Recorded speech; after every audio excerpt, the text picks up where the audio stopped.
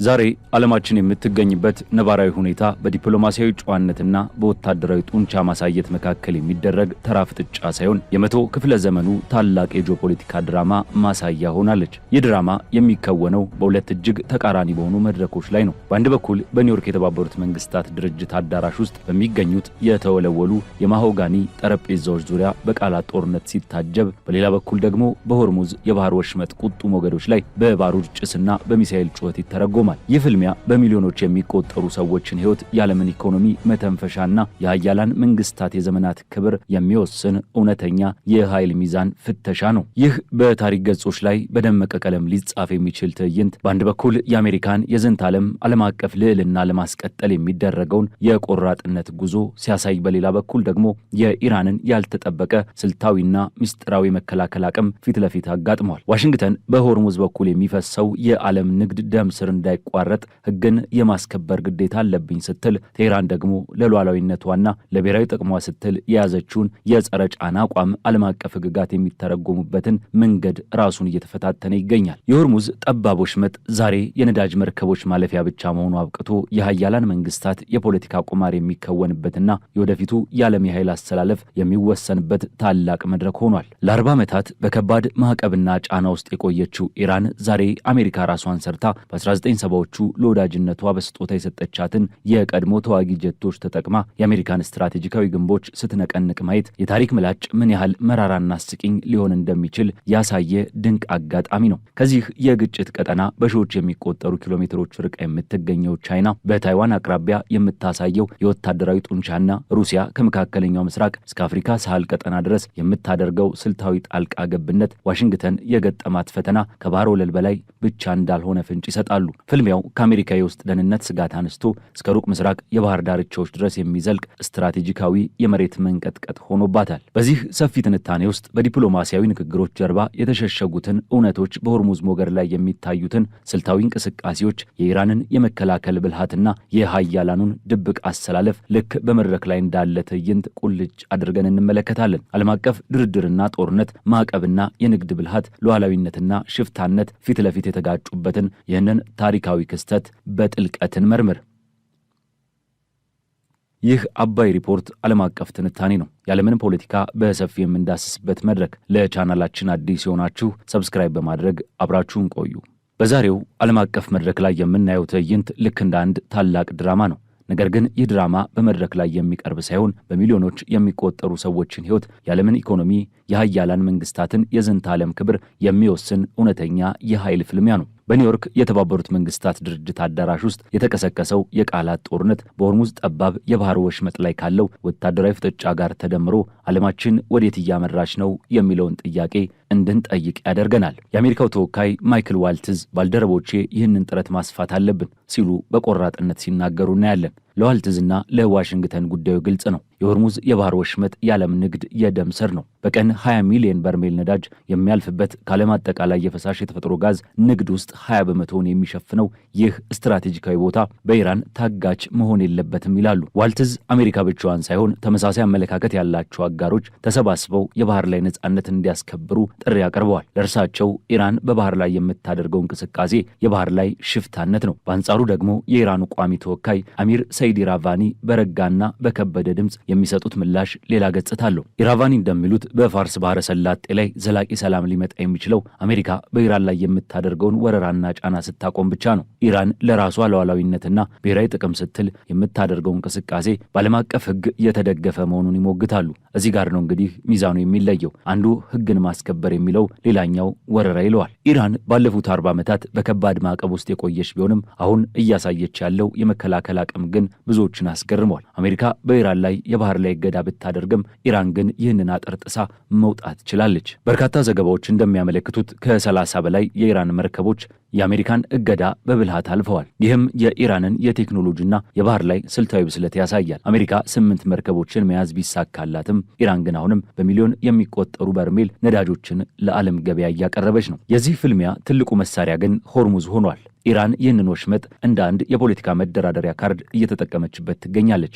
የኢራን የውጭ ጉዳይ ሚኒስትር አባስ አራቺ በቅርቡ በሩሲያ በፓኪስታንና በኦማን ያደረጉት ጉብኝት የዚህ ስልት አካል ነው። ኢራን አንድ ግልጽ የሆነ ጥያቄ ያቀርባለች። ጦርነቱን አቁሙ፣ እገዳውን አንሱ፣ ያኔ ሆርሙዝ ለሁሉም ክፍት ይሆናል። ይህ ጥያቄ ግን አንድ ትልቅ ቅድመ ሁኔታ አለው። የኒኩለር ጉዳይ አሁን ባለው ድርድር ውስጥ አይካተትም። ይህ ደግሞ ለዶናልድ ትራምፕ አስተዳደር ትልቅ ራስ ምታት ሆኗል። ትራምፕ የጦርነቱ ዋና ዓላማ የኢራንን የኒኩለር ፕሮግራም ማክሸፍ ነው ብለው ለደጋፊዎቻቸው ቢናገሩም ኢራን ግን ይህንን ፋይል ለብቻዋ ቆይታ የባህር ላይ ፍጥጫውን እንደ ድርድር መሳሪያ እየተጠቀመችበት ነው። በዚህ መሃል የቻይናና የሩሲያ ሚና በቀላሉ የሚታይ አይደለም። ቻይናና ሩሲያ በተባበሩት መንግስታት ድርጅት የቀረበውን የውሳኔ ሀሳብ ውድቅ በማድረግ ከኢራን ጎን መቆማቸውን አሳይተዋል። ቻይና በታይዋን አቅራቢያ የምታደርገውን ወታደራዊ ልምምድና ከኢራን ጋር ያለውን ጥብቅ ግንኙነት አሜሪካ በሁለት ግንባር በመካከለኛው ምስራቅና በፓሲፊክ እንድትወጠር አድርጓታል። ከዚህ በተጨማሪ አሜሪካ ለኢራን ጦርነት የምታጠፋው ከፍተኛ መጠን ያለው ጥይትና ሚሳይል የጦር መሳሪያ ክምችቷን እያመናመነው እንደሆነ የደህንነት ተንታኞች ያስጠነቅቃሉ።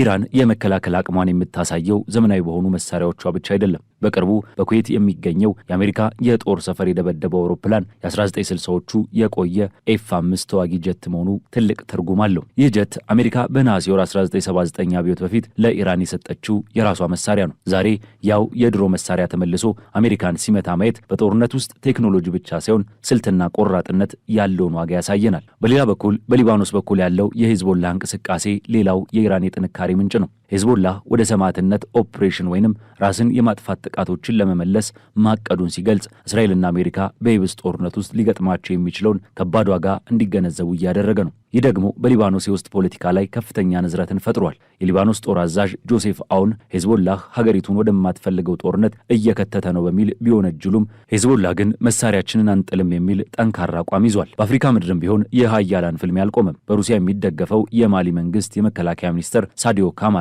በደረሰባቸው የሽብር ጥቃት መገደላቸው የሩሲያ አፍሪካ ኮርፕስ ተዋጊዎች ከምዕራባውያን ደጋፊ አማጽያን ጋር የሚያደርጉት ፍልሚያ ምን ያህል መራራ እንደሆነ ያሳያል። ኢራን ይህንን ጥቃት በማውገዝ ከሩሲያና ከማሊ ጎን መቆሟን ገልጻለች። ይህ የሚያሳየው ኢራን፣ ሩሲያና ቻይና አዲስ አይነት የኃይል አሰላለፍ እየፈጠሩ መሆኑን ነው። ትራምፕ በበኩላቸው በኢራን ላይ ያላቸውን አቋም አላላሉ።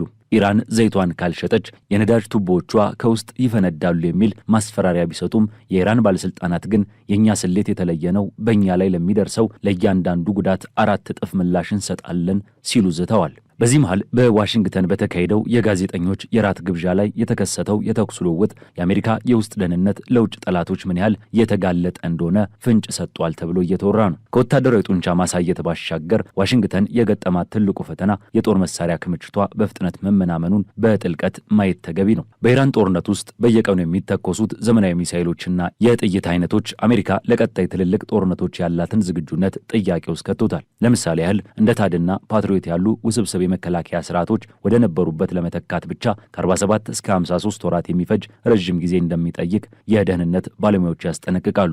ይህ ወታደራዊ ክፍተት ደግሞ ለቤጂንግ ስትራቴጂካዊ ድል ፈጥሮላታል። ዋሽንግተን በመካከለኛው ምስራቅ ረግረግ ውስጥ ተዘፍቃ ባለችበት በዚህ ወቅት ቻይና እጅግ ዘመናዊ የሆነውን ዙኒዩ የተሰኘ የጦር መርከቧን የዋይጂ 20 ሃይፐርሶኒክ ሚሳይል ቴክኖሎጂዋን በማሳየት በታይዋን ላይ ያላትን ግፊት ለመጨመር ምቹ አጋጣሚን አግኝታለች። የሆርሙዝ ጠባብ የባህር ወሽመጥ ፍጥጫ ዓለም አቀፋዊ አንድምታው ከነዳጅ አቅርቦትን በላይ ይዘልቃል። ይህ ወሽመጥ የምስራቅ እስያ፣ የደቡብ እስያና የምስራቅ አፍሪካ ሀገራት ኢኮኖሚ የጀርባ አጥንት ነው። ከዓለም አቀፍ ንግድ ውስጥ 80 በመቶ የሚሆነው በባህር ላይ እንደሚጓጓዝ ሲታሰብ ቴህራን ይህንን ቀጠና መቆጣጠሯ ለዋሽንግተን ብቻ ሳይሆን በመላው ዓለም ኢኮኖሚ ላይ ተጽዕኖ አሳድሯል። ኢራን ይህንን ተጽዕኖዋን በመጠቀም ምዕራባውያንን በፓኪስታንና በኦማን በኩል በሚደረጉ የኋልይት ደጃፍ ድርድሮች ላይ እንዲሳተፉ እያስገደደች ነው። በዚህም የኢኮኖሚ ጉዳቱ ከዋሽንግተን ይልቅ ለምዕራባውያን አጋሮቿና ለታዳጊ ሀገራት የከፋ እንዲሆን በማድረግ በዋሽንግተንና በአጋሮቿ መካከል የዲፕሎማሲ ልዩነት እንዲፈጠር ስልታዊ ጫናን እያሳደረች ትገኛለች። በሌላ በኩል የዓለም አቀፍ ቀውስ በአሜሪካ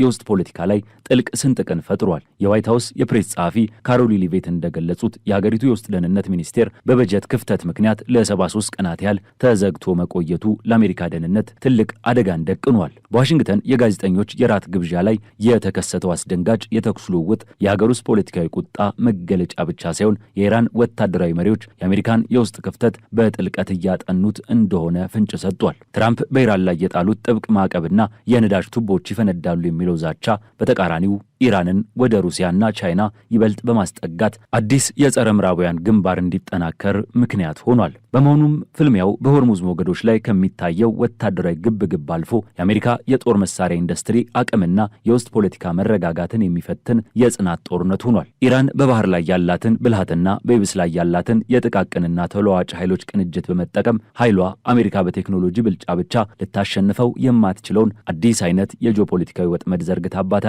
የነገው ዓለም ዕጣ ፈንታም የሚወሰነው ዋሽንግተን ይህንን መሳሪያ መመናመንና የውስጥ መከፋፈል ቀውስ ተቋቁማ የኢራንን የሩሲያንና የቻይናን የተቀናጀ ስልት በምን አይነት ብልሃት ትመክታለች በሚለው ነጥብ ላይ ሆኗል። ለማጠቃለል ያህል አሁን ያለው ዓለም አቀፍ ሁኔታ እጅግ ውስብስብ ነው። በአንድ በኩል አሜሪካ የዓለምን የንግድ መስመርና ሉዓላዊነቷን ለማስጠበቅ ትታገላለች። በሌላ በኩል ኢራን ለዘመናት የቆየባትን ጫና ለመቋቋም ያዳበረችውን ወታደራዊና ዲፕሎማሲያዊ ብልሃት ተጠቅማ አሜሪካን የመደራደሪያ ጠረጴዛ ላይ ለማስቀመጥ እየጣረች ነው። ጦርነቱ በባህር ላይ፣ በአየር ላይ፣ በኢኮኖሚና በዲፕሎማሲያዊ ግንባር ቀጥሏል። ማንም አሸናፊ ባልሆነበት በዚህ ፍልሚያ የዓለም ሕዝብ የሚጠብቀው የሆርሙዝ መከፈት ብቻ ሳይሆን የሰላም በር መቼ ይከፈታል የሚለው ነው። ኢራን መከላከል ጥቃትንም ይጨምራል የሚል መልእክት ለዓለም አስተላልፋለች። ዋሽንግተንም ቀይ መስመሬን አትለፉ እያለች ነው። የዚህ ሁሉ መጨረሻ ግን የሚወሰነው በኃይል ሚዛኑ መለዋወጥና በኃያላኑ የሰላም ፍላጎት ላይ ብቻ ይሆናል።